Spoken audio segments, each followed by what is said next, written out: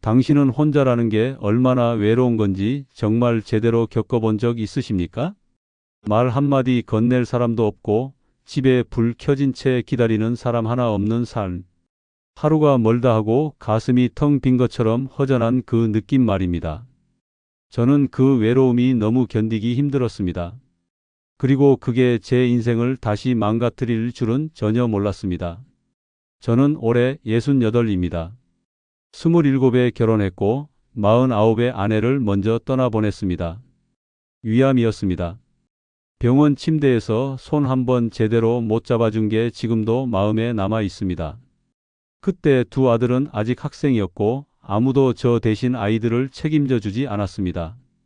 저는 매일같이 회사 일을 하다가 퇴근하면 집에서 밥 차리고 숙제 봐주고 빨래 돌리고 잠든 아이들 얼굴 보며 베란다에서 혼자 맥주를 마셨습니다. 아내 없이 키운 아이들이 컸습니다. 군대 다녀오고 취직하고 결혼하고 손주를 안겨주었습니다. 그렇게 제 몫은 다 했다고 생각했습니다.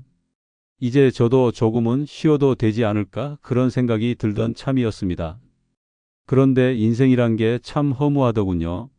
자식 다 출가하고 손주 사진만 바라보는 날들이 반복되자 이 집이 점점 무덤처럼 느껴졌습니다.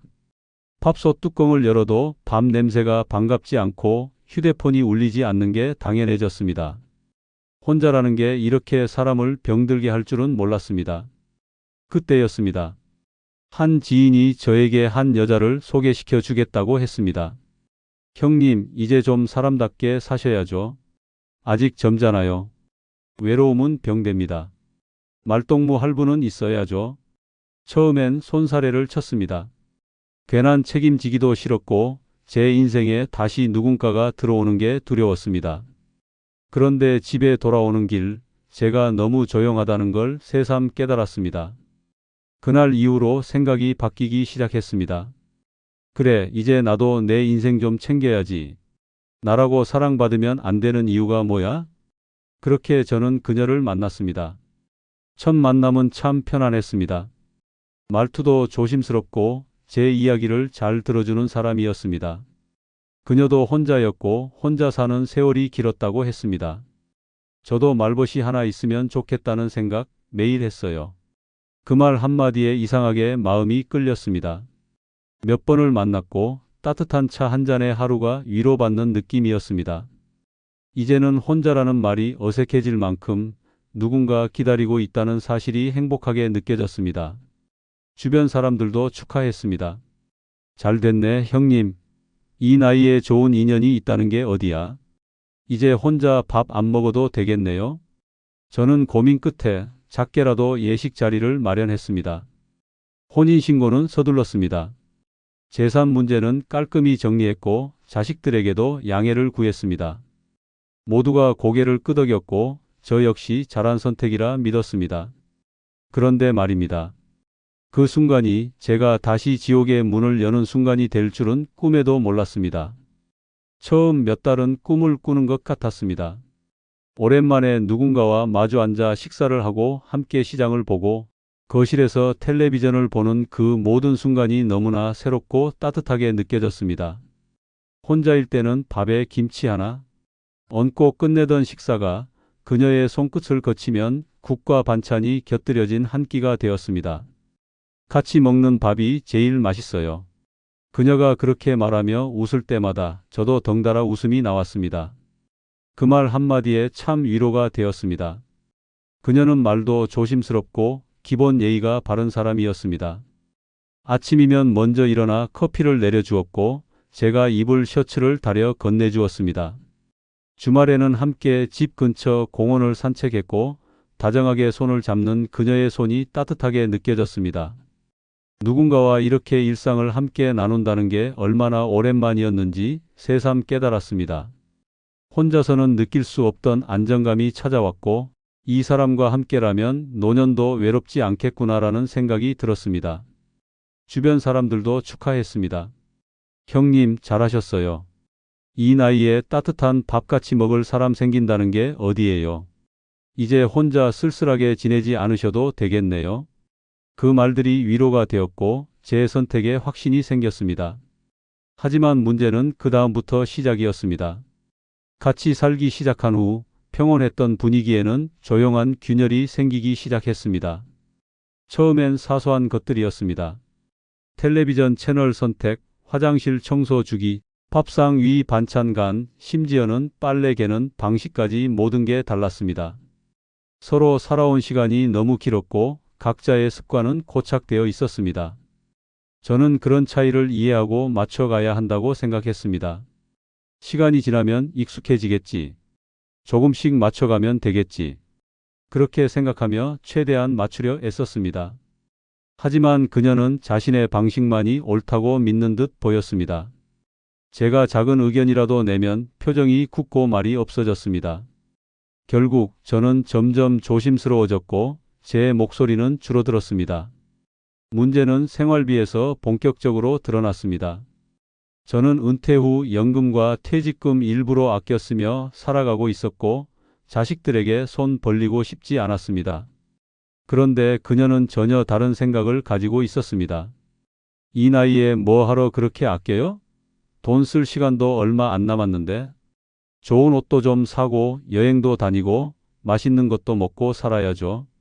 그녀는 자신이 사치한다고는 생각하지 않았습니다. 하지만 저에게는 그 씀씀이가 무리로 느껴졌습니다. 용돈도 제 기준보다 훨씬 더 많이 요구했고 명품 화장품, 고급 외식, 백화점 쇼핑은 당연한 일처럼 진행됐습니다. 제가 조심스럽게 말했을 때 그녀는 이렇게 말했습니다. 그런데 왜 결혼하셨어요? 저랑 같이 살면서 그런 것조차 못하겠다는 건가요? 그 순간 저는 말문이 막혔습니다. 마치 제가 짠돌이라도 된 듯한 눈빛을 받으며 저 스스로 작아지는 기분이 들었습니다. 갈등은 점점 깊어졌습니다. 가장 큰 문제는 자식들이었습니다. 저는 손주들이 오는 게 가장 큰 기쁨이었습니다. 가끔 아들이 가족들과 함께 들렀을 때 손주들이 뛰어노는 소리를 들으며 웃곤 했습니다. 하지만 그녀는 그걸 불편해했습니다. 어린애들이 집을 너무 어지럽히잖아요. 일주일에 한 번이면 충분하지 않나요? 이런 말이 오가고 나서부터는 아이들도 눈치를 보기 시작했습니다. 손주들이 더 이상 저희 집에 오지 않았고 큰아들은 조심스럽게 말했습니다. 아빠, 우리가 괜히 불편하게 해드리는 것 같아서요. 다음에 시간 되면 밖에서 보죠. 그 말을 들었을 때 저는 속이 무너져 내렸습니다. 내가 사랑하는 자식들, 손주들이 멀어지게 만든 이 선택이 과연 옳았을까 하는 의심이 들기 시작했습니다. 잠자리도 점점 멀어졌습니다. 처음엔 함께 침대에 누웠지만 서로 불편하다는 이유로 자연스럽게 각방을 쓰게 되었고 어느 순간부터는 하루 종일 얼굴을 마주쳐도 대화가 거의 없었습니다. 식탁 위에는 말 대신 숟가락 소리만 맴돌았고 TV 소리가 유일한 소통이 되어버렸습니다. 저는 속으로 생각했습니다. 이게 내가 바라던 삶이었나? 이 침묵이 내 노년의 행복인가? 그녀는 때때로 친구들과 외출을 하며 늦게 들어오기도 했습니다. 처음에는 괜찮다고 생각했지만 점점 말없이 사라지고 연락도 안 되는 날이 잦아졌습니다. 하루는 걱정이 되어 문자를 보냈더니 한참 뒤에 짧게 답이 왔습니다. 왜요? 그 문장 하나에 담긴 무관심함에 저는 깊은 좌절을 느꼈습니다. 저는 이 집의 가장이 아닌 그저 동거인처럼 느껴졌습니다. 그리고 어느 날 그녀는 저에게 생활비를 매달 얼마씩 송금하라고 말했습니다. 이제부터는 이건 공동생활이니까 당신 몫을 따로 책임지셔야죠. 그 말에 저는 정신이 번쩍 들었습니다.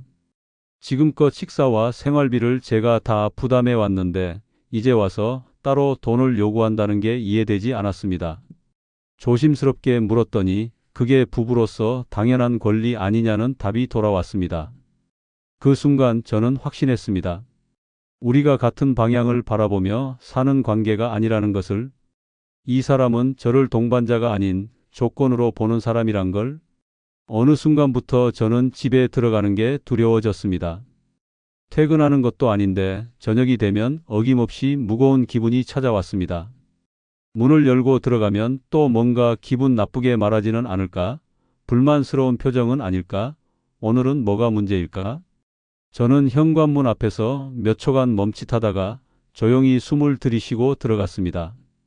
그게 거의 매일의 루틴이 되어버렸습니다. 그녀는 예민해졌고 저는 조심스러워졌습니다. 조금만 늦게 일어나도 잔소리를 들었고 물건 위치를 바꿔놨다고 얼굴을 찡그렸습니다. 특히 집안일을 나름대로 도와주려고 하면 오히려 화를 냈습니다. 그냥 놔두세요. 제가 하는 게 더 빠르니까요. 그 말이 처음엔 사소하게 들렸지만 자주 반복되면서 저는 점점 무능력자가 되어가는 느낌을 받았습니다. 제가 몸이 안 좋던 어느 날 병원에 다녀와서 소파에 앉아 있었습니다. 식사를 간단히 하자고 조심스레 말했더니 그녀가 이렇게 말했습니다. 또요? 언제까지 나만 부엌에 서 있어야 돼요? 결국 내가 당신 수발 들려고 결혼했나 싶네요. 그 순간 정말 가슴이 철렁 내려앉았습니다. 저는 병이 들어도 누군가의 부담이 되고 싶지 않았고 조용히 회복하고 싶었습니다. 그런데 그 말은 마치 제가 짐짝이라도 되는 사람처럼 느껴지게 했습니다. 그 후로 저는 아프다는 말도 못했습니다. 고혈압 약을 몰래 챙겨 먹고 소화가 안 되는 날에도 참고 견뎠습니다. 어느 날은 어지러워서 거실 의자에 앉아 쉬고 있었는데 그녀가 지나가며 이렇게 말했습니다. 또 어디 아픈 척이에요? 그 말을 듣는 순간 제가 느낀 건 단순한 서운함이 아니라 모욕감이었습니다. 함께 산다는 건 서로를 돌보는 일이라고 생각했는데 그녀는 제 고통조차 귀찮은 짐처럼 대하고 있었습니다. 저는 점점 말이 없어졌습니다. 아무 말도 하지 않으면 싸울 일도 줄어들겠지 싶어서 그냥 조용히 있었습니다. 하지만 그 침묵조차 그녀에겐 불만이었습니다. 왜 그렇게 말을 안 해요? 같이 사는 사람 맞아요? 그녀는 제 무표정을 두고 무성의하다, 냉정하다고 비난했습니다. 그래서 말을 꺼내면 또 쓸데없는 얘기라며 끊어버리니 저는 결국 모든 말을 삼켰습니다. 무엇보다 견디기 힘들었던 건 자식들 문제였습니다. 저는 손주들이 오면 생기가 도는 느낌이 들어 좋았습니다. 하지만 그녀는 달랐습니다. 애들 오는 건 좋은데 왜 이렇게 자주 와요? 애들이 뛰어다니니까 머리 아파요. 조용히 좀 살면 안 돼요? 그녀는 저를 자식한테 미련을 못 버린 노인으로 바라봤고 그 시선이 저를 더 외롭게 만들었습니다. 결국 아이들도 눈치를 보기 시작했습니다. 작은 아들은 조심스럽게 말했습니다. 아버지, 우리 집에 오는 거 불편하게 느끼시면 말씀해 주세요. 그 말을 듣고 저는 아무 말도 할 수 없었습니다.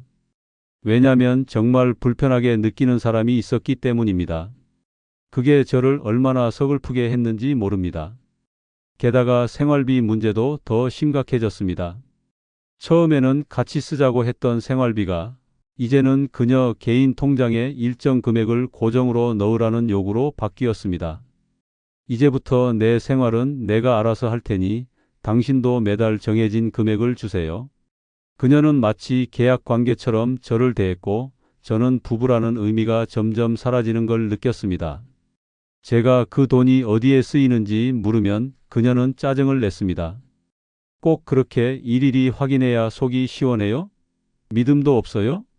하지만 저는 믿을 수 없었습니다. 생활비 명목으로 돈을 받아가면서도 장 보는 건 거의 제 몫이었고 외식비 역시 대부분 제가 냈기 때문입니다. 결국 이건 신뢰의 문제가 아니라 존재 자체에 대한 의심으로 이어졌습니다. 자존감도 함께 무너졌습니다. 아무리 제가 젊었을 땐 책임감 있고 다정한 가장이었더라도 지금은 구박받는 노인일 뿐이었습니다. 거울을 보며 문득 이런 생각이 들었습니다. 이 사람이 보기엔 나는 그저 이용 가치가 남은 노인일 뿐이구나. 그 순간 마음속 깊이에서 뭔가가 무너지는 소리가 들렸습니다. 우리는 어느새 하루 종일 말을 안 해도 아무렇지 않은 사이가 되었고 눈이 마주치면 피하게 되는 사이가 되었습니다. 이건 부부도 아니었고 동반자도 아니었습니다. 한 지붕 아래 살고 있는 낯선 사람, 아니 감정적으로 소모되는 적에 가까웠습니다. 그날 이후 저는 마음속으로 결심을 했습니다. 이 사람과는 더 이상 함께 살 수 없다고. 말을 꺼내는 게 두려웠지만 동시에 더는 미룰 수도 없었습니다.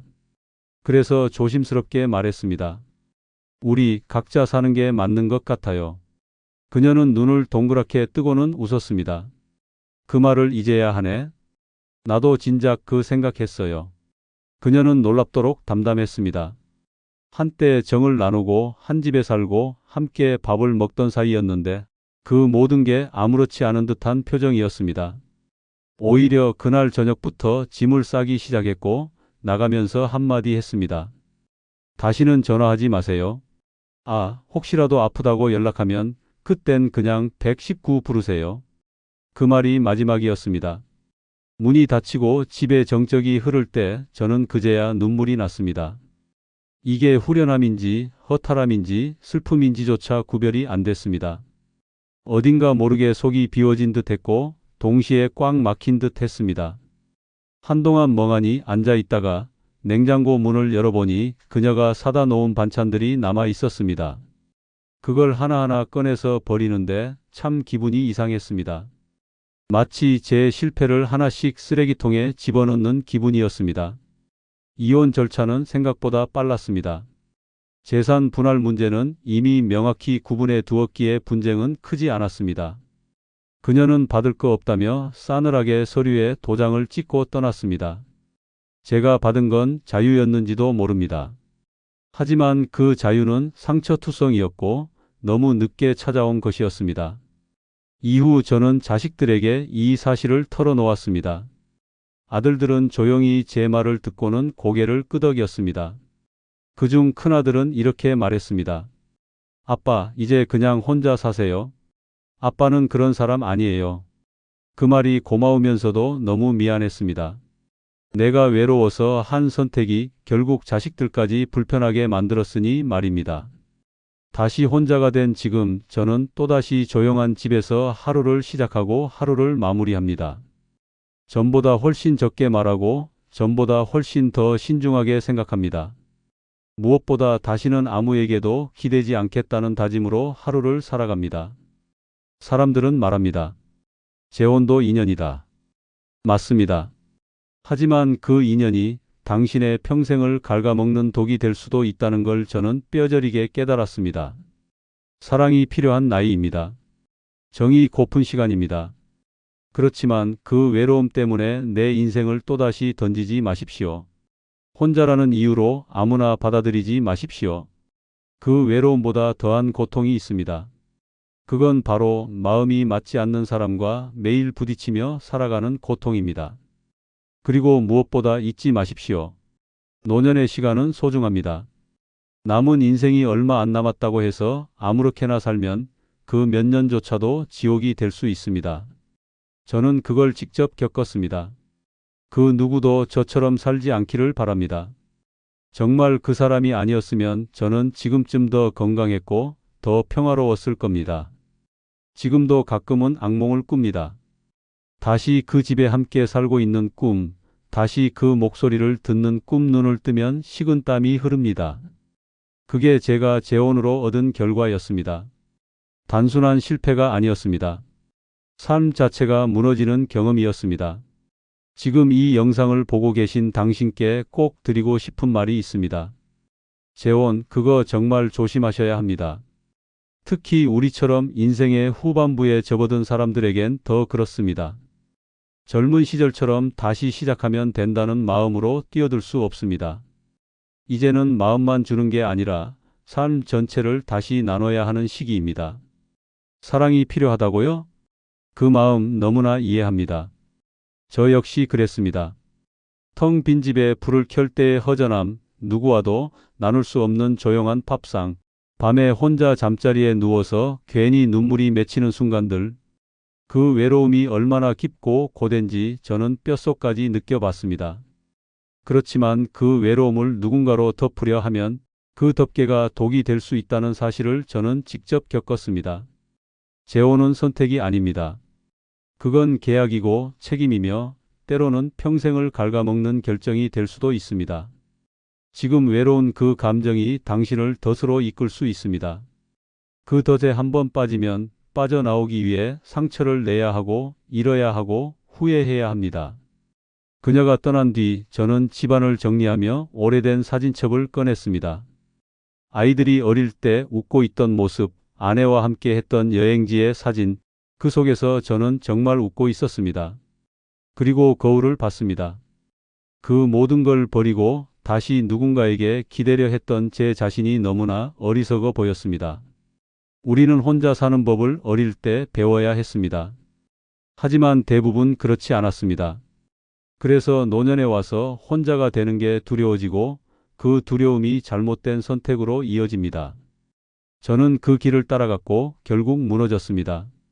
자식들조차 멀어졌고 손주들이 오던 집은 조용해졌고 제 삶에는 짜증과 침묵만이 남았습니다.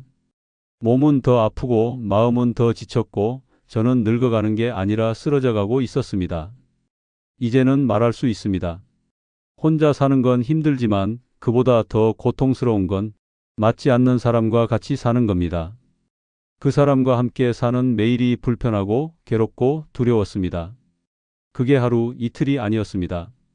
그 하루가 몇 달이 되고 그 몇 달이 몇 년이 되었을 때 저는 나라는 사람 자체가 사라진 것 같았습니다. 당신은 그렇게 살고 싶으십니까? 외롭다고 아무나 옆에 두지 마십시오. 혼자 사는 법을 먼저 배우십시오. 누군가를 사랑하기 전에 먼저 나 자신을 단단히 만들어야 합니다. 지금의 외로움은 내 삶을 스스로 채우는 연습입니다. 그걸 버리고 누군가에게 기대면 기대는 만큼 반드시 무너질 순간이 옵니다. 마지막으로 꼭 남기고 싶은 말이 있습니다. 지금 당신이 어떤 선택을 하느냐에 따라 앞으로의 노년은 천국이 될 수도 지옥이 될 수도 있습니다. 저는 지옥을 보고 왔습니다. 당신은 꼭 그 지옥을 피하시길 바랍니다.